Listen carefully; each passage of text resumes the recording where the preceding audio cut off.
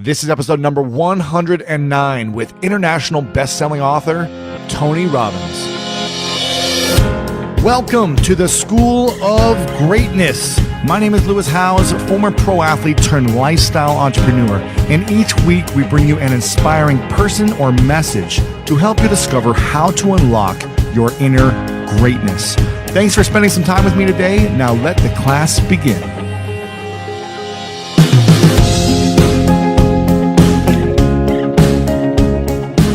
Welcome back, everyone, to the School of Greatness podcast. I am so excited and grateful for today's episode. And the man that I'm interviewing is Mr. Tony Robbins. And Tony's a very captivating guy, so you're going to want to make sure you go check this out and watch the video as well over at lewishowes.com/109. Some of the questions I asked Tony is, if you were to change the education system from the very beginning, what would you do to implement and teach to the next generation about money? Because I felt like we never really learned about money growing up. I asked him who mentors him personally, who coaches and mentors him today. I asked him how he handles a breakdown if he has any of them. I talk about and ask him why gratitude is the secret to wealth. Again, this is a week to be grateful and thankful. And he talks about how gratitude is one of the secrets to wealth. I ask him why. I asked him, how do you start shifting your mindset towards giving when you have nothing to give? Then I asked him, what is something small he's done that he's very proud of? And if he was 31 years old again, my age, what 3 things would he do financially, knowing what he knows now? Again, he's interviewed over 50 of the wealthiest people in the world and condensed it into 7 simple steps in this book on how to master money. We cover a lot of different things in about an hour conversation. Very blessed and grateful to introduce you to the one and only Tony Robbins.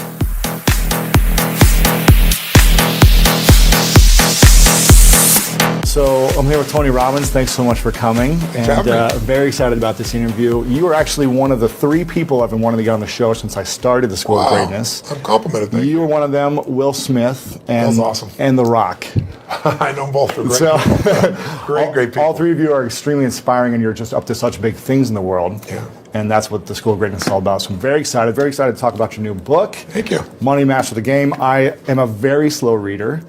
And I've only probably read 4 books cover to cover. One's The Alchemist. Yeah, great book. One's The 4-Hour Work Week. And I'm almost finished with yours. Okay, I'm in like this is quite an accomplishment then. It's a huge accomplishment for me. It's a big book for anybody. It's a huge accomplishment, but so interesting. And I feel like I've done a pretty good job of earning a lot of money over the last few years. Yes. When before, I never knew how to make money. Yeah. I was an athlete. Yeah. I was trying to make it to the NFL. That was my only focus, was playing sports. I never learned about how to make money. Yeah. So when I was able to dive into this and really learn the ins and outs of making money, but actually allowing money to make money for you. Yeah, exactly. Make money while you sleep. Make money while you sleep. It was so interesting. And I feel like I've done a good job of making money over the years, but there's so much more in here that I'm like fascinated by. Well, it's interesting because I did the same thing. You know, I come from a very poor background, and we had no money for food at times, quite literally, and it was rough. So I want to make sure money wasn't an issue for my future family. So I figured out how to make money, and I figured when I was 23, I figured out how to make $1 million in a year. I went from 38,000 to $1 million, and you don't do that by some new strategy. It was a psychological shift as well as a strategy shift. Right. But then I made the same amount of money for 7 straight years, even though I built a dozen more companies. I helped more people than ever. But it was like unconsciously, well, you want more than $1 million? What are you, are you greedy? and I was actually staying, where was I? I was in Milwaukee, Wisconsin, and I arrived at 2 o'clock in the morning on my birthday. I didn't have a private plane, so I had to go like 4 different connections from where I was. And I get in this place, and it's a horrible place, and I call my kids, and I'm talking to this woman on the phone named Maria, who used to run my house and take care of my kids. And I said, Maria, I'm sorry it's so late, but I want to talk to my kids. Oh, happy birthday. She gives me this whole thing. And then she walks me to Mr. Robbins, she says, I never dreamed I'd live in a castle, because I have a place called the Drummer Castle. And I just want to thank you. I feel like a princess. She goes, last night I was sitting in your jacuzzi looking out at the water and thinking how lucky I am. And I'm in the Ramada Inn in those days, looking at this moose head going, this woman is really rich. So I finally decided, listen, if I can make 38,000 to $1 million, it's not about money. It's like growth. So I went, I want to make $3 million, but I want to make more of it while I sleep. But But then I really began to realize it doesn't matter how much money you make. It's really your capacity to take your creativity and stop trading time for money. It's the worst trade in the world. Everybody's a financial trader. Yeah. They don't realize they're a trader. They're trading time, and you can't get more time. So this book is how to take anybody, an average person, a millennial just getting out of college with a bunch of debt and saying, how do I really make this work? Or a baby boomer saying, how do I still retire? And the way I did it was I said, I want to interview 50 of the most brilliant financial people in the world. Because most people don't know that I've been working with Paul Tudor Jones, one of the top 10 financial traders in history, for 21 straight years, and he hasn't lost money in 1 year in 21 years. Right. We made money in the tech blow up that happened in 2000 and 9/11. In 2008, when the market was down 51% from top to bottom, he made 28% positive, right? Incredible. So every day, literally, he emails me, I monitor him, I come see him, I work with him, and he pays me 7 figures a year to be able to do this, and I've been able to continually help him go to the next level. But quite frankly, I've learned more from him, I think, than I could ever teach him. Right. And he helped me open these doors. So this book is the best from every self-made billionaire that I could find. Carl Icahn, I mean, I'm sitting down with this guy. He just made $2 billion in the last 18 months off a $30 million investment off Netflix. He sent an email or a tweet out about Apple saying it was undervalued, and 2 hours later it was worth 17 billion more by a tweet. Wow. So the people I've got to hang with over the last 3-4 years I've got a PhD in finance from the people controlling the world's finance. And what I've tried to do is the reason they did that is make it simple, bring it so I could train anybody else. Because in this business, what you don't know will hurt you financially. So I want to know how to protect people and how to help people maximize. And that's why I did the book. It's incredible. And what I want to know is why we weren't taught these things growing up. Me too. Tell me. Right? So if they were like, okay, Tony, we're giving you the key to the education system. Yeah. And how would you apply, what teachings would you apply into about finances, learning about this, how to generate wealth as opposed to trading time for money, but really leveraging it and investing it the right way? What would you start implementing? Well, the first thing you want to teach anybody, a child, a kid, anybody, is that you'll never earn your way to freedom. You just don't. You look around and you see, Kurt Schilling, if you remember from Boston Red Sox, made $100 million a year. He's broke, bankrupt. I asked Warren Buffett, I said, what made you the wealthiest man in the world? And he smiled and he said, 3 things. He said, living in America, great opportunities, having good genes, so I lived a long time. And he said, the last thing is compounded interest. And we all know about compound interest, but I give an example in the book of this guy, Theodore Johnson, worked for UPS, never made more than $14,000 in income in his entire life in a year. And in old age, he was worth $70 million. And how did he do it? All he did was he took a percentage of his income. His percentage was 20%. Now, his family said, we can't save any money. But he met a friend who said, if you pretend there's a tax, and the tax just took the money away from you, and you never see it, the money just comes out of your account and goes in an investment account, you'll be financially free. And so he was disciplined. He didn't look at it. It happened. $70 million by compounding. So people's mistake is, and kids don't know this, adults don't know this, that you won't earn your way there, but you can compound your way there. Yeah. What I wanted to do is say, where do you put that money? That's the trick, right? That's the secret. Well, the first trick is actually doing. Almost nobody does. Right. The second trick is you really have to understand where you're going to get hurt, because the fees. The fees are just destroy people. You have a whole chapter about the fees. I was like, this is incredible. Isn't it wild? It's nuts. Like, you lose so much money just on the fees. Well, just so people have an understanding, 96% of all mutual funds never match the market. I mean, they never beat the market. So I was just on a morning show this morning, and Michael Bloomberg's, one of his guys that has some of his money. So this is the only industry I know of where people think they can be a doctor. They think they can be a financial planner. And I said to him, well, look, the statistics, Warren Buffett taught me this. He said, Ray Dalio told me this. David Swenson, who took Yale from $1 billion to $24 billion in 2 decades. These are people telling me this. Right. Nobody beats the market except a couple unicorns that nobody has access to. And I said, I didn't say you're not one of them, but I said, here's the truth. 96% of mutual funds don't match the market. That means 4% succeed. Now, what are your chances of picking the right mutual fund? People don't know what they're doing. They put their money in a 401k. They pick a mutual fund not knowing what it is. If you play blackjack, and you and I play, and you get 2 face cards, and your inner idiot says, "Hit me! I want to get 1 chance in a million when you get ace." You have an 8% chance of winning. Right. If you try to get a mutual fund, you got the 4% chance of winning. So what I show people is not only do you not get the result, thinking logically, if I hire someone else to do it, they'll do better than me. But in addition, you pay around 2,000% more than it's worth. Meaning you get the same exact product, the same stocks. If you own the index. Right? You own a piece of all of America's best companies, say the Vanguard 500 index, 500 top companies. That costs 0.17%. like less than 0.2% versus the average mutual fund is 3.17. So Compounded over time. But first, just hear that. So you're just like, the average car sold in America is a Honda Civic. It's $20,000. You can get the Honda Civic for $20,000, or you can pay $350,000. That's the difference between 0.17 and 317.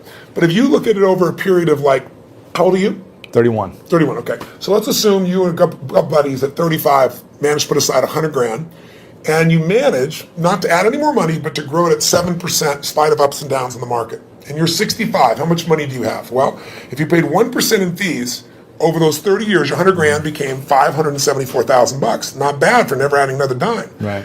If you had 3% in fees, had the same growth, but 3% in fees, you now have $324,000. Almost half as much. $250,000, 77% less money. And you had the same return. It was just the fees. So the world, most people ask them, what are your fees? They have no clue. Right. So I've created a site where people can go, they can type it in, you find exactly what your fees are and what you should be paying. And it's highway robbery. Where in the world would you pay $2,000% more for the same exact product? You can only do it because the financial industry makes things so opaque, so convoluted, and people feel overwhelmed. And hard to understand. Very hard to understand. That's why I try to come in here and go, look, time to become the chess player, not the chess piece. Yeah. Let me teach you so you understand what's going on. It's not that complex. They use all these big words, but when you know what's going on, you don't get screwed, and more importantly, you take advantage of the system instead of letting the system take advantage of you. Yeah, I like that. Now, you've coached some of the world's greatest athletes, former presidents, biggest CEOs. Who coaches you? I've had a lot of people asking me to ask you this question. Who mentors you? Who coaches you today? I have always looked for people that were playing the game at a different level than I am and or knew the road ahead. I always tell people anticipation is power. If you ever play a video game against a child, it's pretty disastrous, right? Maybe not for you. You're maybe a different generation. But for me, it's like, it's not the kid is faster and smarter. If they played this game before, like 8 million times, so they know the first shot's here, the second shot's here, the third shot there, and you're like reacting. So when you're reacting to things, you fail. So my mentors have been people over the year, different people. My earliest mentor was a man named Jim Rohn. He was a personal development speaker, just touched my life. Then I was involved in neurolinguistic programming, NLP, when I was, 21, 22, 23 years old. I became partners with a man named John Grinder, brilliant man, co-founder of that. But in my last couple decades, it's been people like Peter Guber, who owns the LA Dodgers and owns the Golden State Warriors NBA team, and he's just brilliant. He's got 52 Academy Award nominations, so he's a mentor for me. Paul Tudor Jones, I coach, but also I'm coached by him because we get to pitch and catch. And then, I've got some people in my life that, like Steve Wynn is a dear friend of mine, built most of Las Vegas. He's brilliant. And these guys are all 18 years my senior, so they know the road ahead. And I'm able to learn from them in advance and then kind of anticipate things. And that, to me, is incredibly valuable. Yeah, very cool. Now, I want to ask you how you personally handle a breakdown. Because I've been to your workshop, and incredible experience. Thank you. And you teach people how to overcome their fears and how to handle breakdowns. But how do you personally deal with it? And do you even have any breakdowns? Yeah, they sent me a list of questions you had just to kind of give me a peek. That was one of the questions. And I was like, it's interesting. It's breakdowns. It's certainly not something I experience. But it's not because I'm so talented or so brilliant or so fearless. It's just, you're like an athlete. You're an athlete. Yeah. You're in shape.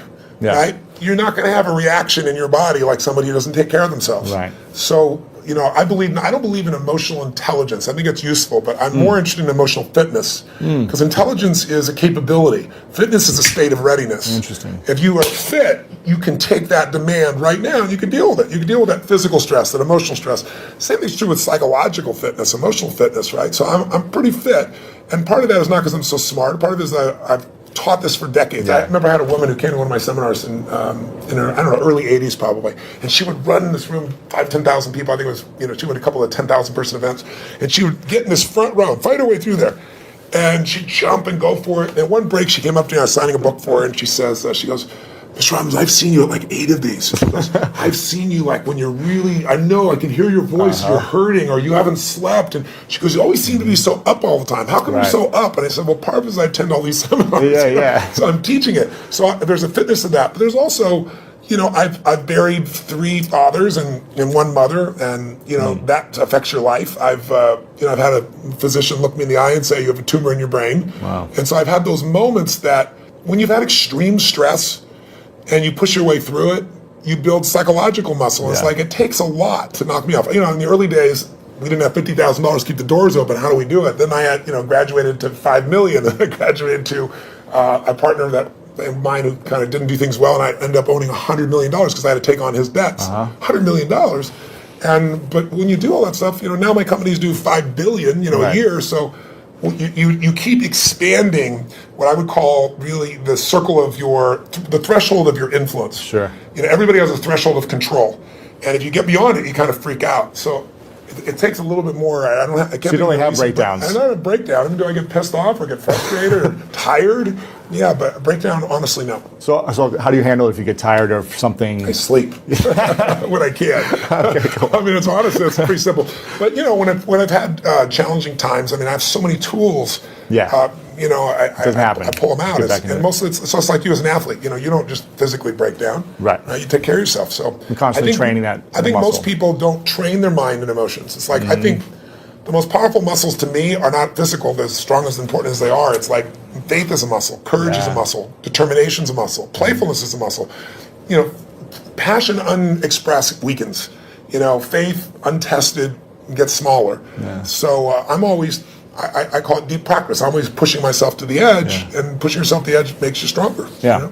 In the book, I was really excited to hear you talk about, you say the secret to wealth is gratitude. Somewhere in the book it says that. Yes. And I think maybe it was someone else you were referencing. Yes, it came from Sir John Templeton. And every day I practice gratitude. When I wake up, and every night I always try to say to my girlfriend or someone I'm talking to before I go to sleep, 3 things I'm most grateful for. That's great. Now, why? So I was pleased to see that. I was like, I'm on the right track if I'm living in gratitude. But why is that the secret to wealth? Well, Sir John Templeton is probably one of the greatest investors in history. People don't know his name. He started out with nothing. He wasn't Sir. He wasn't from another country. He came from the U.S. And he decided that he wanted to understand wealth, and so he saved $10,000, a huge amount of money in those days. And when Hitler invaded Poland, he developed a belief. And his belief was, you make your money in times of maximum pessimism. Like if you were around in 2008-9, you remember what it was like, right? Yeah. You could have bought, the Sands in Las Vegas. You could have bought their stock for $2.28. Today it's $67. Wow, it's a 3,000% return. It's not bad. You could have bought Citibank for less than $1, right? So people in those times, he understood that, and so what he did was, and everybody thought the world was going to end. He took $10,000. He bought every stock on the New York Stock Exchange that was $1 or less, including companies everybody thought were going bankrupt. But when things are bad, people think it's going to be bad forever. When things are good, they think it's going to be good forever. And they're always wrong. Life's cyclical. So there's a season for everything. So once we got through World War II and a few years later, guess what? Those same stocks made him a billionaire. So when I asked him, I said, what's the secret to wealth? His response really touched me. He goes, you know it. You teach it. I said, what's that? He said, gratitude. And I said, why do you say that? He said, because if you got $1 billion and every day you live pissed off and frustrated, the quality of your life is called pissed off and frustrated. Right. But if you have nothing, but you're euphorically grateful for whatever you have, you're the richest person that you're going to know. He said, so it doesn't matter how much money you got if you don't have gratitude. So I do the same thing, by the way. I have a process I call it priming, where I get up every morning. I do mine in the morning. I do this radical change to my body, kind of alter my state. And then I do 10 minutes, I never miss, and my first 3.5 minutes is what I'm really grateful for. And I make myself think of at least one of those 3 that's something really simplistic, instead of something giant, the wind on my face, the look in one of my kids' eyes, something of that nature. And then I do 3 minutes of strength and healing, and do 3 minutes of what I'm going to create my world. And I do that for a minimum of 10 minutes every day, because I believe you have to condition it. You don't just hope that stuff shows up.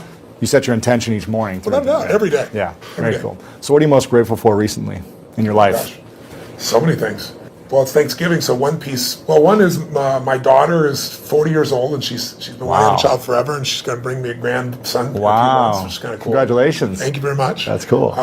But also, it's Thanksgiving, so for me, it's a very emotional time, because my family was fed when I was 11, and we had no food at Thanksgiving, and it touched me so deeply, and I decided I was going to give back. So when I was 17, I fed 2 families, and then 4, and then 8, and then I didn't tell me I was doing it, and then I got my friends to do it, and my companies grew, and I've fed 42 million people now over 37 years. And but you have a challenge for this, right? This one, what I did is I decided, I'm writing this book, and in the middle of writing it, last summer, most people didn't even notice, Congress cut food stamps. They don't call it food stamps anymore, but I lived on them, so I know what they are, food stamps, with my family. Family lived on them. But they cut it by 8.7 billion, which means you eliminate 2 million people from the rolls overnight, and they still need to eat. Wow. So I support all these nonprofit organizations, and Feeding America is the largest in the country. And so I thought, I want to call attention to this. So if I donated all the profits of this book in advance, how many people could I feed? Because I normally feed 2 million through my foundation, and I match it. So we feed 4 million a year. And they said you could feed 10 million people. I was like, wow. I mean, wow. and then as the years gone by, I've gotten more and more inspired. And so now I'm going to feed 50 million people personally, not just from the book. I'm writing a larger check on top of it. But also, I'm working with Feeding America to get matching funds to feed 100 million people. Incredible. So to go from my family not being able to eat to feeding 100 million people is a pretty amazing sense of gratitude and a sense of grace. And I've done my part, but there's been grace in that as well. It's amazing. It's incredible what you're doing and very inspiring. So thank you for doing that. So anybody gets the book, you're feeding I'm not getting any prominence for you, but it'll also feed on average 50 families every book. 100% is being 100%. donated. 100%. Not only 100%, more than that. Yes. That's amazing. Yeah. Now, I think I also read in the book, I don't know if you said this or someone else said this, but the key to living is giving. Yes. Now, I think I might have heard you say this actually back when I first saw you when I was 16 at an event.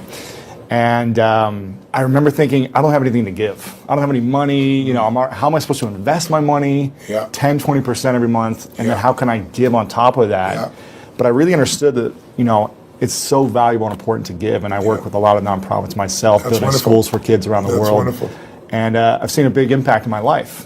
And the way I'm able to serve people. Sir John Templeton told me that he's never seen anyone tithe, which, you know, tithing is usually 10% of what you earn, for at least a decade, who didn't become incredibly financially free. Wow. And I think the reason is, I had a moment like when my whole life changed. It was kind of twofold. I was really young, like yourself back then, right? Working my tail off, trying to build a business. I mean, you have big goals, you know, you don't always succeed to start with. It just come together, right? You know, it was hard.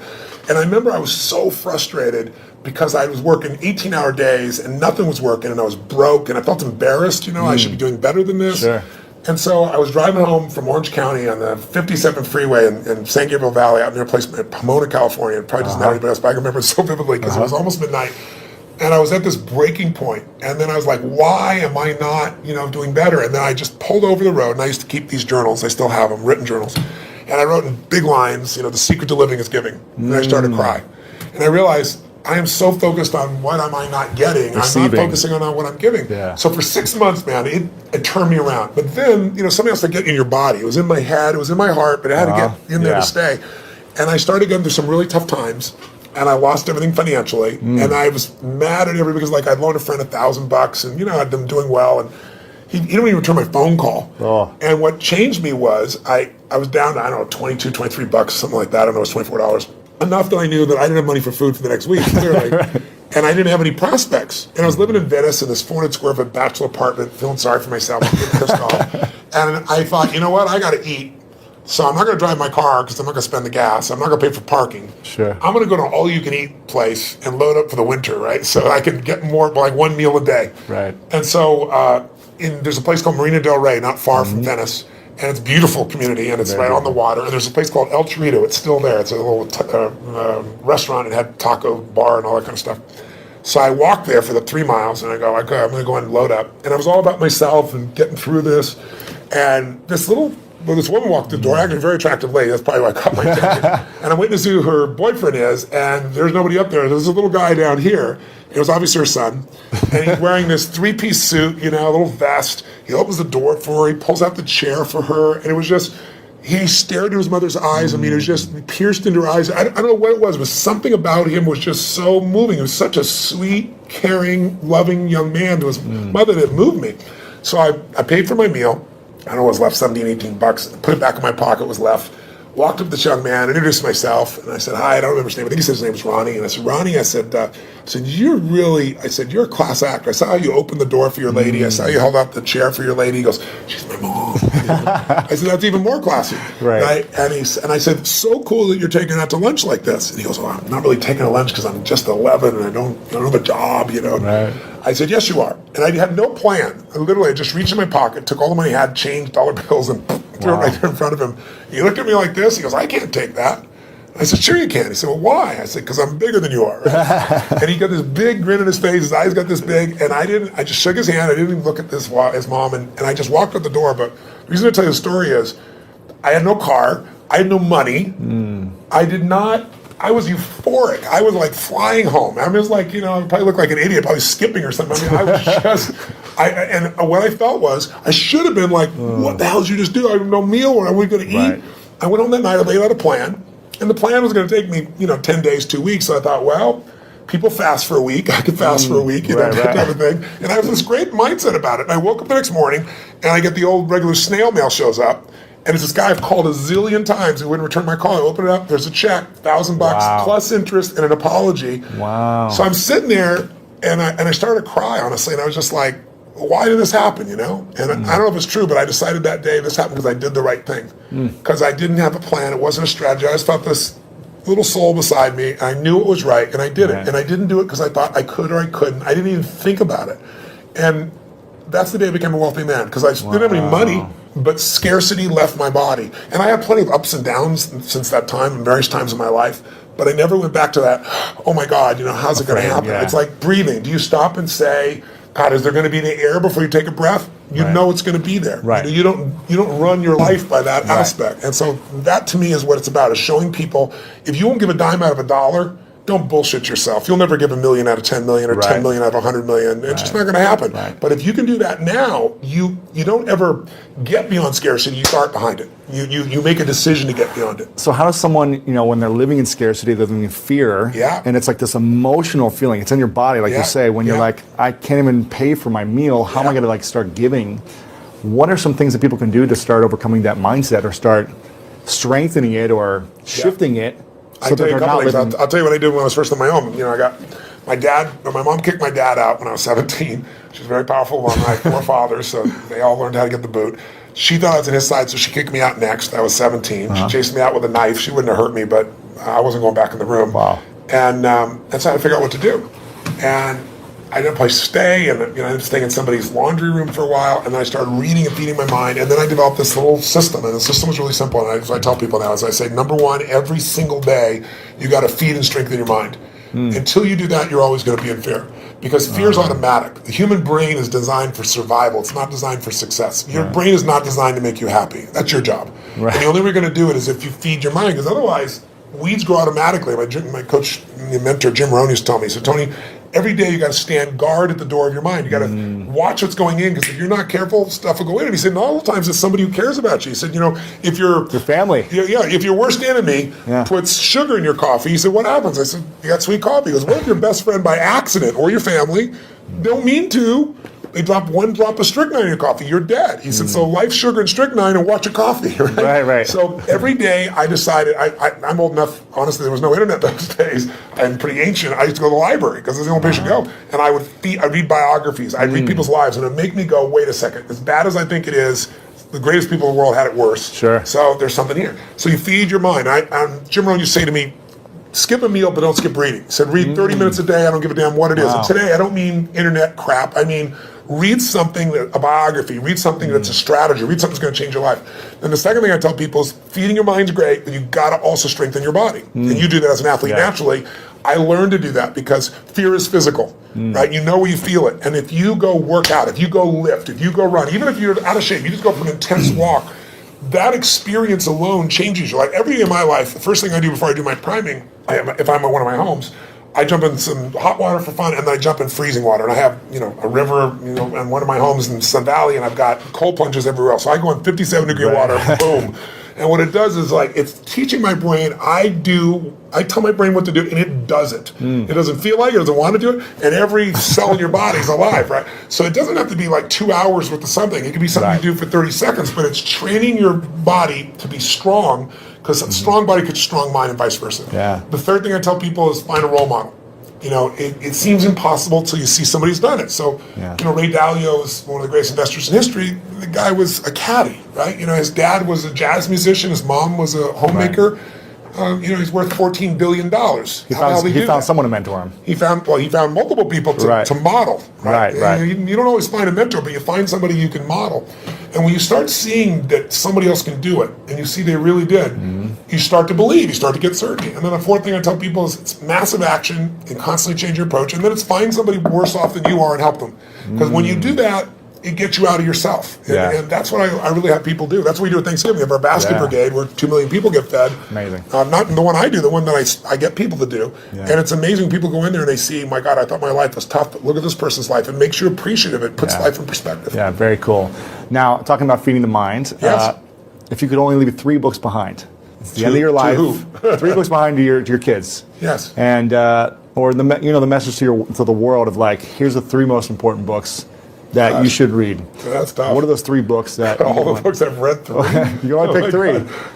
That's a tough one. I don't know if I can do that, but I'll tell 3 off the top of my head. I'd say Man's Search for Meaning, Viktor Frankl, because all of us in our lives are going to experience extreme stress. I don't care how much money you have. I don't care how much people love or respect you. You'll have your time. It might be a health issue in your family. It might be something happens to the economy. There's something happens to all of us. And so to see how people that were put in the most insane, unjust environment, people that were in Auschwitz, how they dealt with that unbelievable situation and how the ones that thrived in spite of it, and to go through Viktor Frankl's way of understanding how to create meaning in your life, I don't think there's a more important book. I think maybe another one might be As a Man Thinketh, because it's a book that you can read dozens of times in your life. It's small, and it's the core of everything. As you think, so you are. I mean, obviously the Bible is an extraordinary book, or whatever religious document a person believes. I'm personally a Christian, but I tell people whatever you believe, you need to practice it, whatever it is. Right. Because there are many different ways of connecting, to what has created us. And then that's 3 already, but I give you one more. I think another one that's important would be understanding the life cycles of humanity. There's a book called Generations. It's a big book. It's, I think, 1,000 pages, 800 pages. Bigger than this book. Much bigger than this book. But it's a book worth reading because it shows you how, as every 100 years, 80, 100 years, we run through the same cycles. Like what we've just gone through economically in 2008 happened 80 years before. And you can go through 1,000 years of Roman history and you see it. And when you begin to be able to anticipate what's coming, you know how to take advantage of the season. Some people freeze to death in the winter. People that are prepared might snowboard or ski and have a good time. Right. So it's a brilliant book, and it's by Strauss and Howe. It's worth reading. Cool. All right. So those are 4. I'm curious. Why didn't you recommend one of your books? I don't think I'm the greatest book in history. I'm just teasing. I'd frankly have put some in an event. Exactly. Yeah. Events are incredible. This is a question from your son. Yes. And I said, is there any question you haven't asked your dad that you're still curious about? And he said, yeah. He's pretty calm, actually. He's a calm guy. He's not outrageous like you. He's pretty outrageous. And he said, my dad does everything on such a big scale. Everything is big. Everything is huge, impactful. It's like the biggest it can be, the best it can be. Yeah. He said, but I wonder what something small he's done that he's so proud of. So is there something small you've done? An example was you giving money to, that child was a great example of that. But is there something recently you've done that's so small that you're like really proud of? A lot of people don't think proud is a good term. I think it actually is. Ego is edging God out. That's when you make shit up to make yourself feel good. But I think if you've really done something, you have, and no one could take that from you.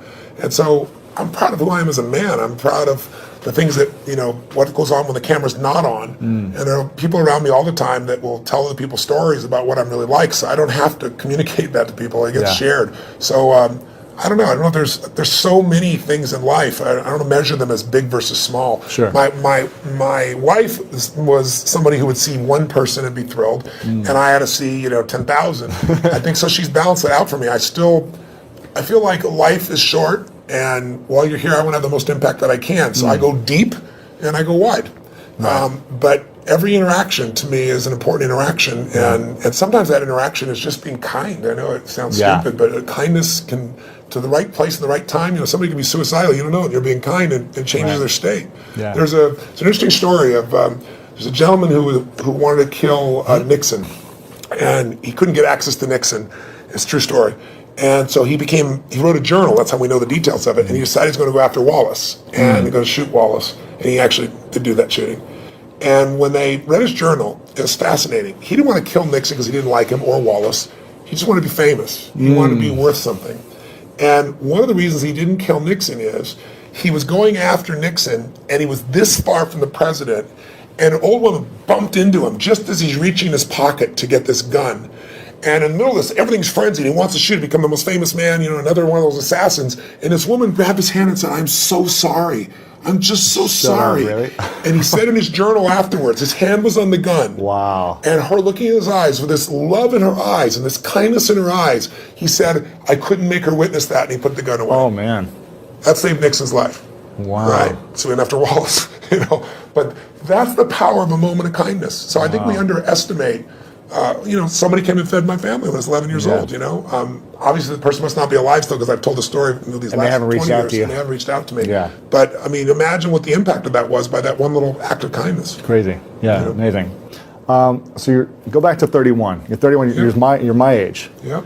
What are the 3 things you do with your money based on the information in this book? We talk a lot about asset allocation, the fees, understanding where you're putting your money, and understanding finding a fiduciary, right? Yes. We talk a lot about that, but what would you do if you're making... Knowing what I know today? Yeah, go back, you're 31 years old, what would you be doing?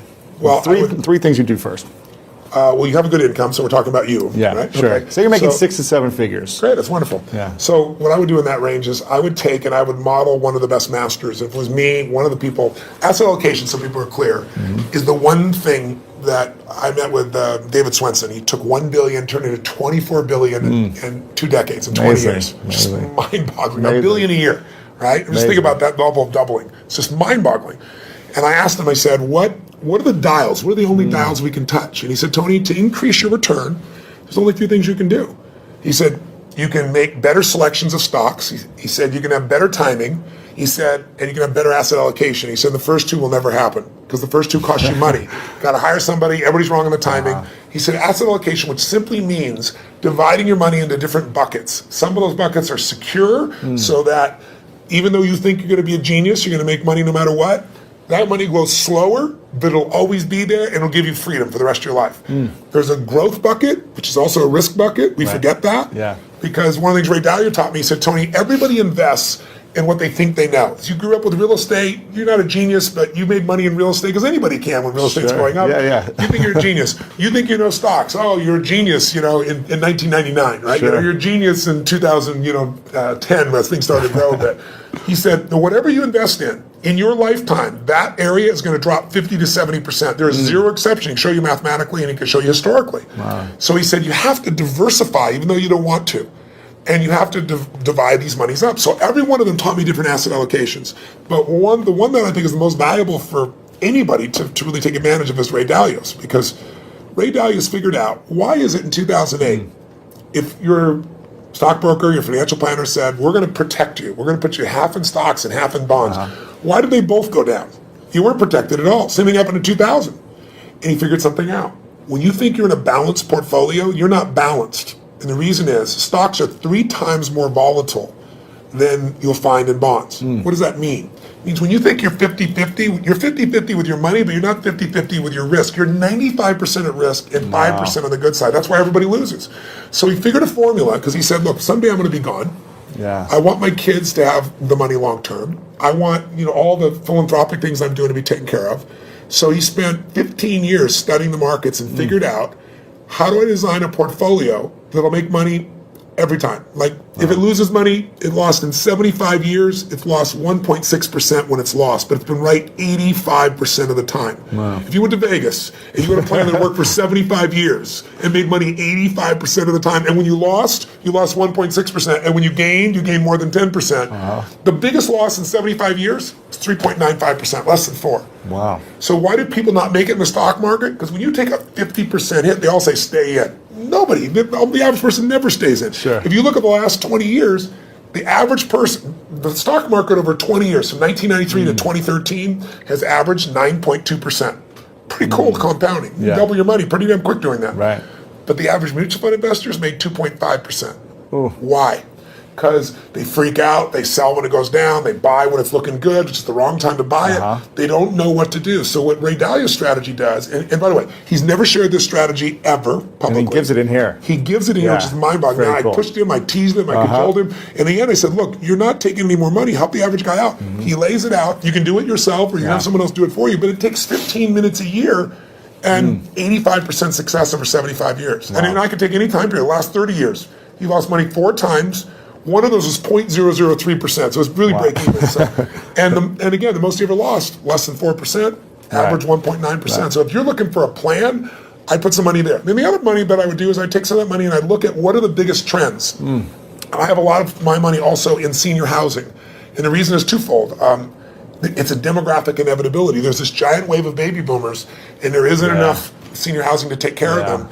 And I like it. I like to create a quality place for someone to be able to be lived and taken care of and so forth. But there's huge income from it, and there's the growth in the asset itself. Sure. So I'd be looking at what are the big trends, but I would make sure I locked down a segment of my money that just, I took a percentage of my income no matter what, and I made it really big, and I made it so I'd never have to work again. Sure. And that's where I am now. I don't have to work. And what's ironic is, when you interview people that make at least $750,000 a year, right, just under $1 million, 80% of them say they'll never retire. When you interview people that make a very little amount of money, they all talk about wanting to retire. Right. And the people that do retire say they'll retire after 75. Like, Steve Williams, my buddy, he's 72. Warren Buffett's 84 now. Still working. I met with Jack Bogle, who created Vanguard.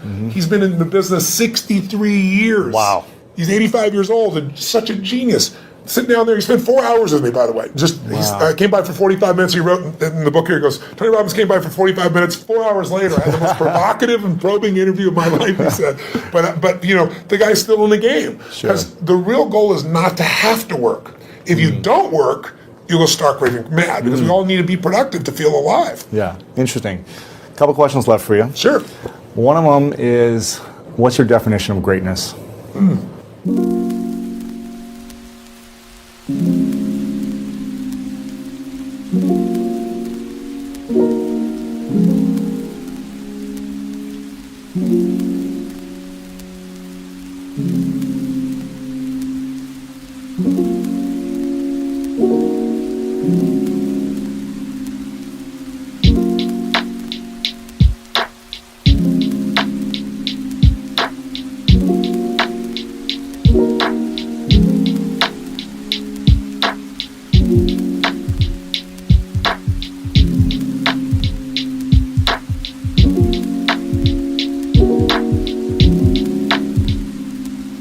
I don't know. I think everyone has greatness. I don't like that separation. I respect it, because in sports, I think it's really easy to measure. But sports is one aspect of life. I think everyone has the opportunity to be great. To me, being great is being outstanding, to stand out from all the rest. And as you know, in sports, it can be by a few microseconds, right? In the Olympics, it can be a nose hair, and you stand out. If you stand out, you show other people what's possible. Not everybody likes that. Some people get angry and think you're showing them up. Other people get inspired. I've always been inspired by somebody who's the best in the world at what they do. And so I think greatness is somebody who just will not settle and finds a way to do, be, share, and create in life what they want, as opposed to fitting in. I think most people are trying to not be rejected. I wrote in this book, I took a quote from Aristotle saying, how do you really live your life? Well, if you don't want to upset anybody, it's really simple. Don't do anything, don't say anything, don't be anything, and everybody will like you. You know? But if you want to have a quality life, I think you just have to put yourself on the line. And so to me, greatness is people that put themselves on the line, they keep growing, they won't settle. So what's next for you? What are you still up to? I mean, why are you going after inspiring 100 million people, feeding 100 million people? What's next? Why not? Right? It's like, what else are you going to do with your life? I look at, there are lots of challenges. I mean, this was a problem I wanted to go after. It's a problem because people are being abused by a system that nobody means to abuse it. It's just, it's not an evil system. It's just, you have large corporations that are set up to make a profit, and that's their job. They're not set up to make you as an investor more profitable. So they take care of their shareholder first. So they get all the fees they can. They manipulate the system. So I want to give people freedom. To me, that's valuable. But, what I do with my life is I look at what I see that moves me. I mean, I always tell people ask me about speaking, they say, how do you be an effective speaker? I said, don't speak about shit you're not passionate about. And that you don't have a true edge where you can help somebody. If you can add massive value and you're passionate about it, then talk about it. Otherwise, shut the what up. That's my view. So when I find things that I'm very passionate about, I like to go deep. I think we live in a Facebook world, a Twitter world, a tweeting world, texting world, where people are, by technology, not realizing they're becoming more and more shallow. I mean, there are people ending relationships by texting now. It's like, are you kidding me? They go, why is the person upset? I can't understand. Did you see this? I texted you. And I look at them going, are you kidding? But technology is making us think that our Facebook friends are our friends. I mean, give me a break. There's only a few friends you can go deep with. You can't have 10,000 friends and go deep. And I think a lot of people are dissatisfied because technology is making us go faster and faster. So I look for things to go deep in. And I think in our lives, there's a few areas that matter. Your body, your emotions, your spirit, your relationships, your economics, your business. Those half dozen or so areas I like going deep in, and I'm going to keep doing it. Sure. Chad Moretta asked me he said, all the interviews you've done lately for promoting this book, they've been very intellectual. he said, I'd love to see you get him in his physical state and show your move. So in a second, I want to see if you'd be open to doing a thumb wrestling and getting into state so we can show people how you do this. If you're open to it. If you're open to it. In a second. You go getting in state. Getting in state that's not what it's about. So go ahead. I would love to see how you get into it right before you're going on stage or whatever. I don't go to state to thumb wrestle.